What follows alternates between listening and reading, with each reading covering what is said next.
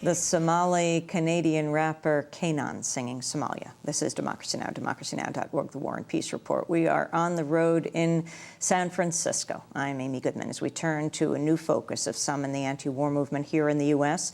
According to the Pakistan newspaper The News, U.S. drone bombings have killed 687 Pakistani civilians since 2006.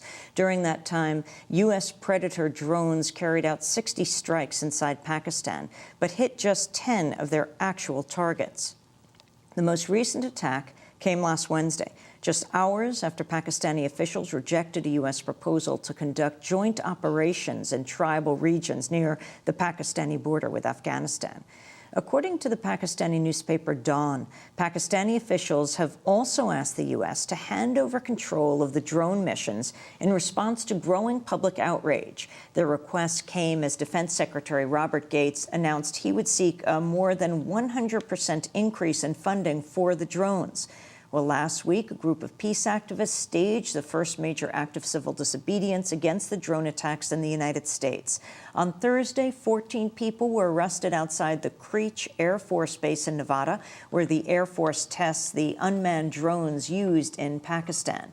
The activists were arrested after holding a 10-day vigil dubbed Ground the Drones. I'm joined now by longtime California peace activist who is among those detained. Father Louis Vitale has been active in social justice movements for over 4 decades. During that time, he's racked up hundreds of arrests and over a year in jail time for his involvement in a number of local and international causes. Last year, he ended a 5-month prison term for staging an anti-torture protest at a military intelligence training center at Fort Huachuca, Arizona.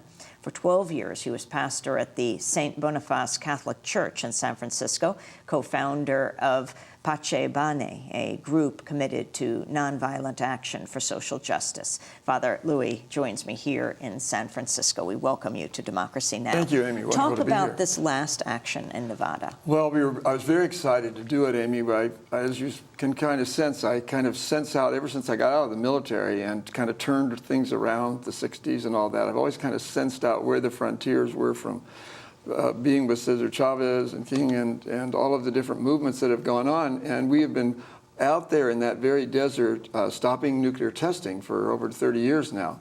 And right down the road, we was at the testing range where actually it's all connected in Ellis Air Force Base, where the planes going to Afghanistan and the Middle East and before that Vietnam, et cetera, train and discharge. In fact, I was in a prison camp there for protesting at Fort Benning when they all left right from that place to go to Iran 6 years ago.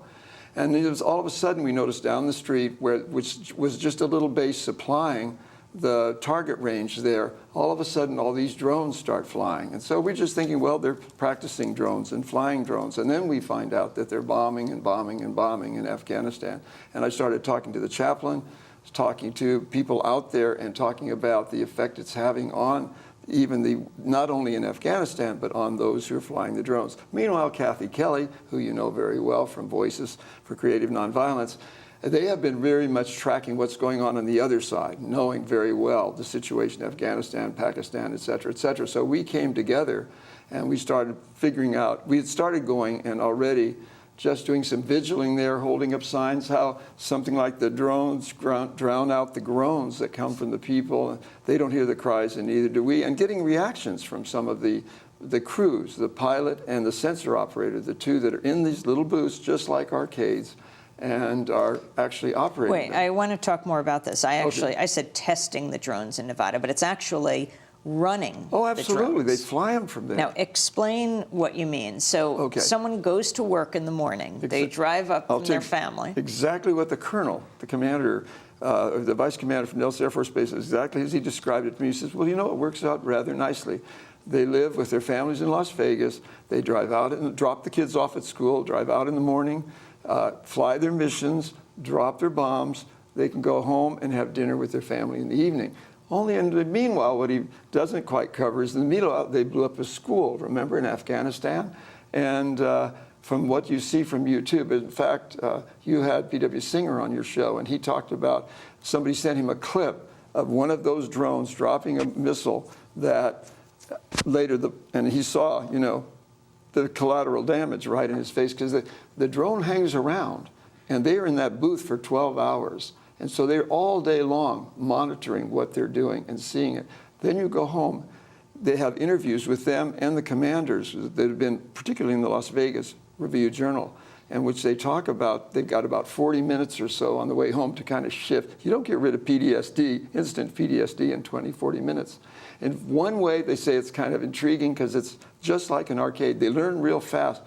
The pilots are old stock pilots, and they're used to flying, F-14s, F-16s. But the sensor operator was originally there for the cameras. They were basically doing surveillance, intelligence work. But they also carry 4 Hellfires on the early Predators and much more on the Reaper, not only more missiles, but also bombs, 500-pound bombs. And so they guide them in with the lasers right in there, and they see what they do, and then they've got to live with that. And that's a terrible thing to live with. Can you describe exactly what the action was last week in Nevada? Sure. We had been there for 10 days, and every day, actually, we had a wonderful reaction from the guys. Even though we had signs that were challenging them, I also mostly held up one that says, support the troops in the war. And they waved. Sometimes they'd stop and talk. We got only one in the whole week did we get a negative sign. But really, they were very approachable. And there's 270 people working to man the drones that are there, and the drone crews. So what it is like, as you were saying, it's like a trailer, an arcade. You have the pilot's station, and you have the sensor station, and then you might have an intelligence person there. But they're right there in Nevada, 40 miles from Las Vegas.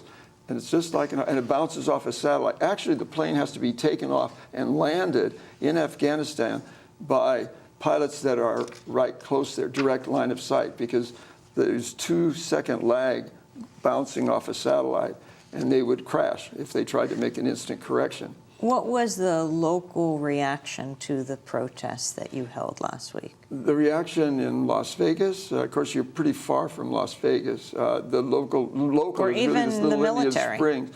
Well, they were, as I say, all these people are driving in, and I would be there by 6:30 in the morning, and they all wave. We'd wave and give signs, and they'd wave, smile. We had one tiny little protest group led by a 17-year-old boy whose father is a retired Air Force veteran who is in Afghanistan, though, servicing the planes, and he's gung-ho to support his country and all that. Of course, his mother was there, parked across the street, and she kept kind of encouraging him, and his sister came out with her cheerleader friends, yay for the USA. But we said, well, we support the USA too, but we don't support. So we got talking to him about his desire to immediately enter the military. We had a motel room at Indian Springs for our coming togethers, and the rest of the motel was completely filled with Marine Air Force types, and we got to be pretty friendly with them too. So we got in some very good conversations with them. You were arrested? But when we were arrested, the local military were not too friendly. They were really nervous, and I think they just came back from Iraq, a couple of them. They had their M16s out, and they were very nervous and it's the kind of scene that unfortunately we have seen go down rather quickly. And I was quite nervous. We had very eager people, one elderly woman who's been arrested 100 times more in Washington, D.C., and she's running up to them. And I said, don't do that. When they say stop, stop. And so it got tense for a while. But then when the troopers came in, the state troopers know us very well from our many years in Nevada, and they were actually very friendly, very considerate, because your cuff's too tight. Old man like me with broken shoulders kind of move them around, help you. And they were very positive. So I think the reaction was very good. I think there's a shift going on in America, as I saw Mr. Chomsky talked about just yesterday on your show.